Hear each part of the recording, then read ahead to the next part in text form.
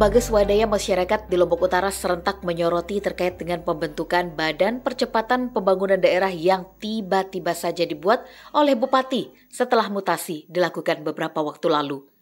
Badan Percepatan Daerah ini disoroti karena anggota-anggota yang berada di dalamnya rata-rata terdiri dari mantan kepala dinas yang digeser pada hari terbentuknya Badan Percepatan Daerah itu.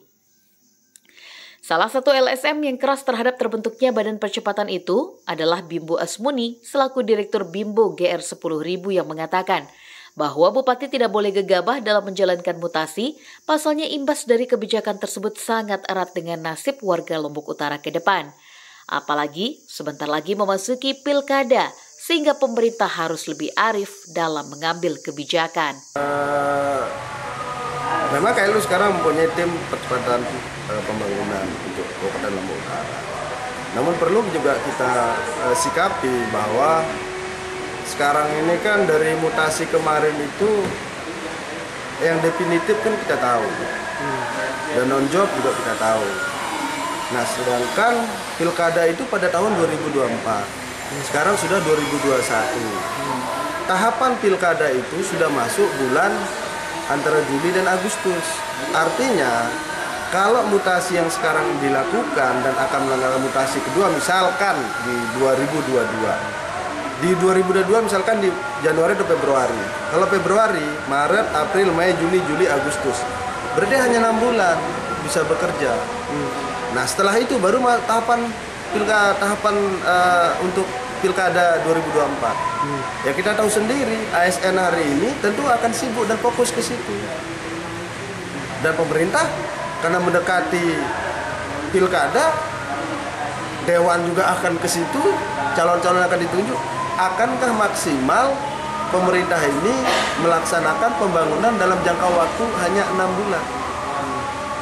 Nah, tentunya di waktu yang pendek ini seharusnya jabatan-jabatan yang kosong itu harus cepat diisi untuk percepatan, karena hari ini kita refocusing banyak. Di satu sisi kita untuk bencana belum selesai.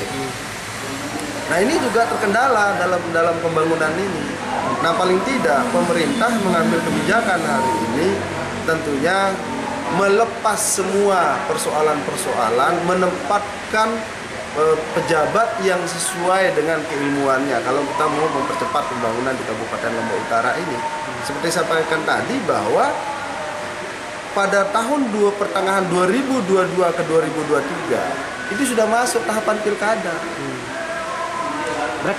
Sementara itu, Ketua LSM Surak Agung Maya Arnadi juga ikut menyoroti kebijakan itu. Ia bahkan dengan gamblang mengatakan bahwa pembuatan Badan Percepatan Daerah adalah merupakan ajang balas dendam yang bisa merugikan daerah. Gini, kalau yang harus dilakukan oleh DPR terkait dengan tim percepatan daerah itu, mereka harus mengkaji dan turun memanggil yang berwenang gitu. Kenapa dibentuknya ini? Terus ini berada di posisi mana? Tim percepatan daerah ini apakah ini dinas? Apakah ini hanya sekedar kantor-kantoran? Ataukah di atas Bapeda, ataukah di bawah Bapeda, ataukah di BKD, atau di mana? Ini kan belum jelas. Nah, seharusnya mereka harus menjelaskan itu, meminta penjelasan itu DPR kepada yang bersangkutan, begitu maksud saya. Nah, itu pasti, kalau dendam politik itu pasti ada itu. Itu kalau menurut saya pribadi, ini karena ada dendam politik itu dibuang. Sebelumnya mereka berdua merupakan adalah tim sukses pada pemenangan Bupati terpilih saat ini. Namun karena mereka independen dan harus netral, maka ia harus mengatakan yang sebenarnya terhadap kebijakan yang diambil oleh Bupati Kabupaten Lombok Utara.